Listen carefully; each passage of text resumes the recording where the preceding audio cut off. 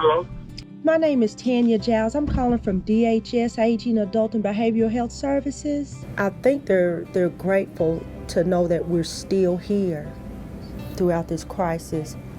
It means a lot. We know people depend on us. If we don't do our jobs, someone may not have their home health care aide come and attend them. Someone may not get their food benefit.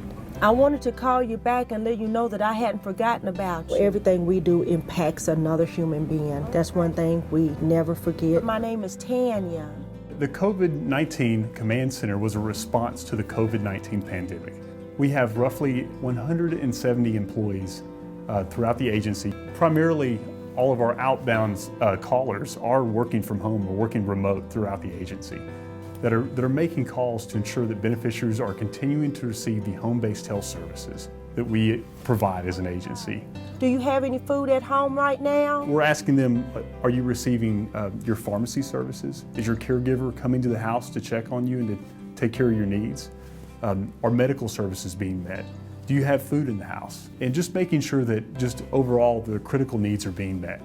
Or do you have somebody going grocery shopping for you? So we're calling 15,000 beneficiaries twice weekly for a total call volume of about 30,000 calls a week. If an issue arises that requires an escalation, that call would then be escalated to the divisional staff like Tanya Giles at DABA, who would ensure that those needs are being met, and if not, she would get those corrected and resolved with the provider. Was it a nurse? Do you remember? I enjoy that interaction. I enjoy being able to relieve just a little bit of the stress that a beneficiary, family member, or provider may be experiencing when they're looking for answers. And I'm going to make an inquiry about your eligibility for personal care services. And I'm going to do that research for you. Okay, thank you very much, ma'am. The minute that it really impacted the nation, it shifted all of our lives. Which one are we looking at, Michael? We had to come together quickly. It was an effort brought together by many divisions, and it was some early mornings, late nights, but it was all worth it. So every caller will have that designated list of clients that they call every single week. From here on out, you don't have to call anyone else. I'm going to give you my number so you can call me.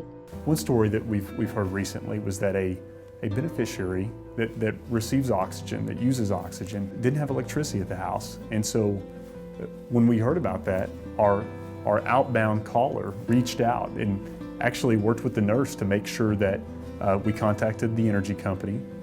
And in the meantime, we worked with one of the neighbors who ran an extension cord over to the house to make sure that she was still able to receive that oxygen, and that until the energy company could get there.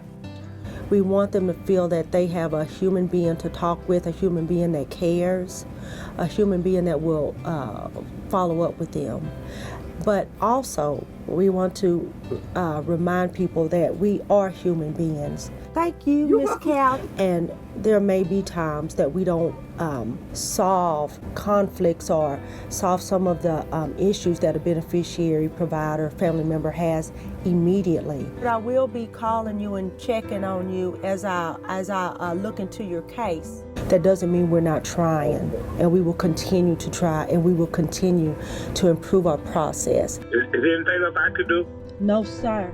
I'm going to do it for you, okay? It's a wonderful experience. It is. The tough days are tough, but the good days are great. All right, then, ma'am. Thank you. God bless you, man. God bless you, sir, and you take care, all right? All right. Yes, ma'am. Okay. All right. Bye-bye.